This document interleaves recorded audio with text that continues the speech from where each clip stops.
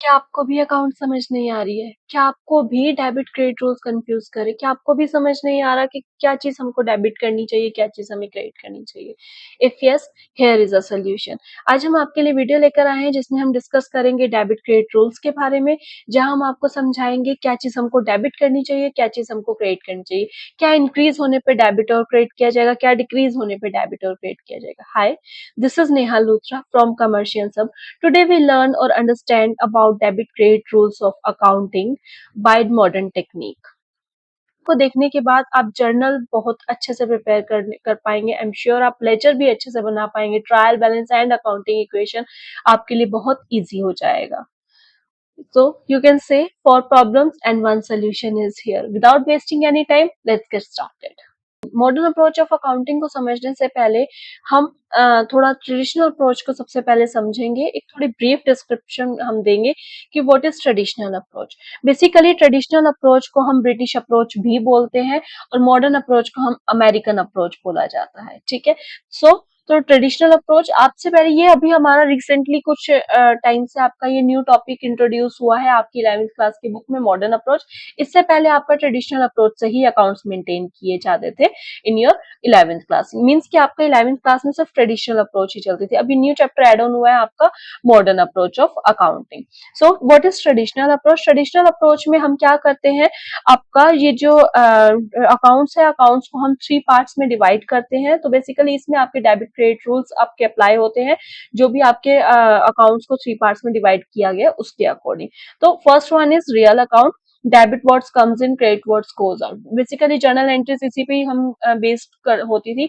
किसी को ध्यान में रखते हम जर्नल एंट्रीज करते थे कि जो भी चीज आएगी उसको डेबिट कर देंगे, जो भी चीज जाएगी उसको क्रेडिट कर देंगे। ओके, तो next one is all expenses and losses will be debited and all incomes and gains will be credited। जितने भी एक्सपेंसेस होंगे, जितने भी लॉसेस होंगे, उन सबको डेबिट किया जाएगा और जितने भी इनकम्स एंड गेन्स होंगे उनको क्रेडिट किया जाएगा। इस अकाउंट को बोलते हैं हम नॉमिनल अकाउंट। ठीक है, next one is personal account. Personal account related to a person, जो भी पर्सन से रिलेटेड अकाउंट होएगा तो डेबिट द रिसीवर, एक पर्सन, जो भी पर्सन रिसीव करेगा उसको डेबिट करेंगे, जो भी पर्सन पे करेगा, ठीक है, क्रेडिट द गिवर या देगा उसको हम क्रेडिट करेंगे। Right, so basically real account में हम अपने गुड्स को, एसेट्स को इन्वॉल्व करते थे, लाइबिलिटीज को इंक्लूड करते थे। एक्सपेंसेस एंड इनकम वाले में नॉमिनल अकाउंट में, इन दिस अकाउंट हम इसमें आपका जितने भी आपके एक्सपेंसेस और इनकम है उसको इंक्लूड करते थे। और आपका ये डेबिट द रिसीवर में पर्सनल अकाउंट, पर्सनल अकाउंट में हम एक पर्सन को इंक्लूड किए, मतलब जो भी अकाउंट एक पर्सन से रिलेटेड होता था, किसी फर्म से रिलेटेड होता था, कंपनी से रिलेटेड होता था, उसको हम पर्सनल अकाउंट में इंक्लूड किया करते थे। Next is modern approach. Modern approach आपका ट्रेडिशनल अप्रोच के बाद इंट्रोड्यूस किया। इस अप्रोच को हम अमेरिकन अप्रोच भी बोलते हैं, जैसा कि मैंने पहले बताया है आपको कि ट्रेडिशनल अप्रोच आपकी ब्रिटिश अप्रोच के नाम से जानी जाती है और मॉडर्न अप्रोच आपकी अमेरिकन अप्रोच के नाम से जानी जाती है। तो मॉडर्न अप्रोच में हमने हमारे अकाउंट्स को 5 पार्ट्स में डिवाइड किया गया है। First one is assets, liabilities, Capitals, revenue and expenditure. इसमें हम समझेंगे कि एसेट्स का क्या बैलेंस होता है, लाइबिलिटीज का क्या बैलेंस होता है, कैपिटल का क्या बैलेंस होता है, रिवेन्यू एंड एक्सपेंडिचर का क्या बैलेंस होता है। So first one is assets.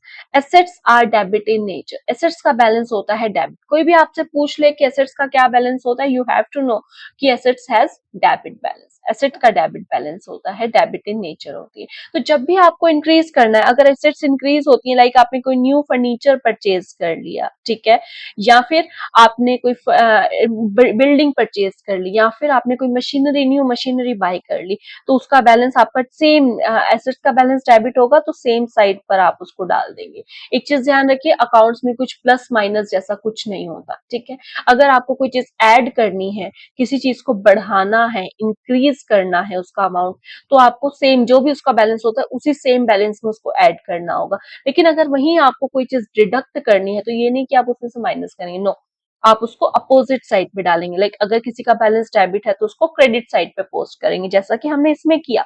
Increase कर रहे हैं तो डेबिट बैलेंस है तो डेबिट कर दिया, ठीक है, डिक्रीज कर रहे हैं तो उसको अपोजिट बैलेंस में पोस्ट कर दिया। लाइक क्रेडिट बैलेंस में पोस्ट कर दे, राइट, क्रेडिट साइड पे आप पोस्ट करेंगे। Okay, so next one is liabilities. Liabilities everybody knows, responsibility या liability to pay, responsibility to pay like loan, creditor, bills payable, ये सभी हमारी लाइबिलिटीज होती है जो हमें किसी दूसरे को पे करनी होती है, पे ऑफ करनी होती है, तो इसका बैलेंस हमारा होता है क्रेडिट।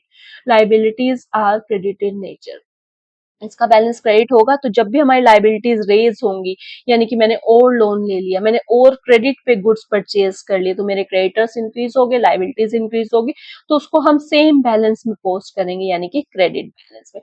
अगर मेरी लाइबिलिटीज रेज होती हैं तो उसको हम क्रेडिट साइड पे पोस्ट करेंगे, यानी कि उसको ऐड करने के लिए सेम बैलेंस में हम पोस्ट करेंगे। इफ अगर हमारी लाइबिलिटी डिक्रीज हो जाती है, इफ आर लाइबिलिटी डिक्रीजेस, तो हम उसका क्या होगा, डेबिट बैलेंस में पोस्ट करेंगे, बिल्कुल इसके अपोजिट बैलेंस में इसको पोस्ट करेंगे। डिक्रीज करने के लिए अपोजिट, इंक्रीज करने के लिए same balance. Okay, next one is capital. Capital आपको पता है, everybody knows capital. What is capital? Capital means जब भी कोई एक पर्सन, एक बिजनेसमैन इनिशियली अपना बिजनेस स्टार्ट करते टाइम जो कैपिटल इन्वेस्ट करता है, that is known as capital. अब ये जो कैपिटल है, ये नहीं कि वो कांस्टेंट रहेगी, कि जो स्टार्टिंग में इन्वेस्ट कर दी बस वही कैपिटल है, नो। कैपिटल आपकी इंक्रीज होती रहती है, डिक्रीज होती रहती है, in the form of profits, in the form of loss और in the form of drawings. I hope drawings आपको पता होगा। ड्रॉइंग्स मीन्स जब भी एक पर्सन कैपिटल में से कुछ पैसा अपने पर्सनल यूज के लिए निकाल लेता है, विड्रॉ कर लेता है from the business for his personal use, उसको हम ड्रॉइंग्स बोलते हैं। ठीक है, तो जब हमने अपना जो भी इन्वेस्टमेंट किया उसमें हम पर्सनल यूज के लिए पैसे निकाल लेंगे तो क्या होगा, कैपिटल कम हो गई, तो इसलिए ड्रॉइंग्स हम लेस कर देते हैं। ओके, तो कैपिटल का बैलेंस होता है हमारा क्रेडिट। ठीक, अब अगर मेरे को कैपिटल रेज कर रही हूँ, मैंने कुछ एडिशनल कैपिटल इंट्रोड्यूस कर दी है फर्म में या बिजनेस में, तो उसका same balance like credit, credit balance होता है तो क्रेडिट में ही पोस्ट करेंगे, राइट। अगर मेरा डिक्रीज होता है, अगर मेरी कैपिटल डिक्रीज होती है in the form of drawings, in the form of losses, तो हम उसको क्या करेंगे, डेबिट साइड में पोस्ट करेंगे। Drawings has debit balance, drawings का डेबिट बैलेंस होता है, drawings are debit in nature. क्यों? क्योंकि वो कैपिटल रिड्यूस कर रही है, तो इसीलिए उसका डेबिट बैलेंस होता है, right. Next one is revenue. Revenue, what is revenue? Revenue means जैसे कि आपकी ये पिक्चर शो करे, revenue means income, income, gains, profit, ये all these are your revenue. Okay, revenues are credit in nature, जितने भी रेवेन्यू होते हैं वो आपके क्रेडिट नेचर के होते हैं, राइट। तो अगर मेरे रेवेन्यू इंक्रीज हो रहे हैं, लाइक सैलरी रिसीव्ड, आपको सैलरी मिल गई है, तो पहले जितना रेवेन्यू था उसमें सैलरी का अमाउंट और एड ऑन हो जाएगा। तो जब आप इंक्रीज करते हैं तो क्या बोला है मैंने, सेम बैलेंस में इंक्रीज करेंगे। अब अगर आपको डिक्रीज करना है तो आप कौन से, अपोजिट बैलेंस में डिक्रीज करेंगे। ओके, जो भी उसका बैलेंस होगा उसके अपोजिट बैलेंस में डिक्रीज करेंगे, right. Next one is expenses. What is expenses? Expenses everybody knows, everybody do expense, है ना, सभी लोग एक्सपेंस करते हैं।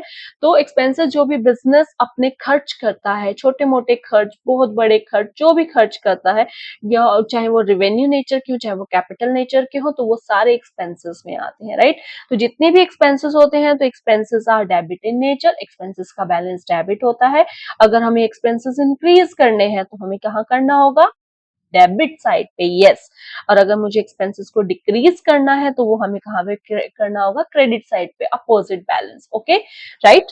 सो आई होप आपको ये सब समझ आया होगा। एक बार बस हम ब्रीफ में एक डिस्क्राइब कर देते हैं सेम चीज को, कि जिसमें हमने पढ़ा कि मॉडर्न अप्रोच में थ्री पार्ट, आपका 5 पार्ट्स में डिवाइड किया गया, asset, liability, capital, revenue and expenditure. Assets has debit balance, liabilities are credit in nature, capital are credit in nature, revenues are credit in nature and expenditure are debit in nature. तो basically you can say assets and expenditure are debit in nature and liabilities, capital, revenues are credit in nature. तो जब भी आपको अगर assets को increase करना है और एक्सपेंडिचर को इंक्रीज करना है, तो you have to put that amount in debit side. अगर आपको एक्सपेंडिचर और एसेट्स को डिक्रीज करना है तो वो आप क्रेडिट साइड पे पोस्ट करेंगे। ऐसे ही सेम आपका कैपिटल और लायबिलिटीज और रिवेन्यूज को अगर आपको एड ऑन करना है, इंक्रीज करना है, you have to put that amount in credit side and vice versa. आपका उल्टा हो जाएगा, अपोजिट हो जाएगा। अगर आपको डिक्रीज करना है तो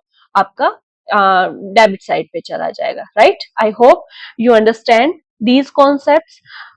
और अगर आपको कोई भी डाउट हो, कोई भी क्वेरी हो, तो आप प्लीज डू कमेंट। अगर आपको वीडियो अच्छी लगी हो, like, share and subscribe. Thank you so much. Thanks for watching.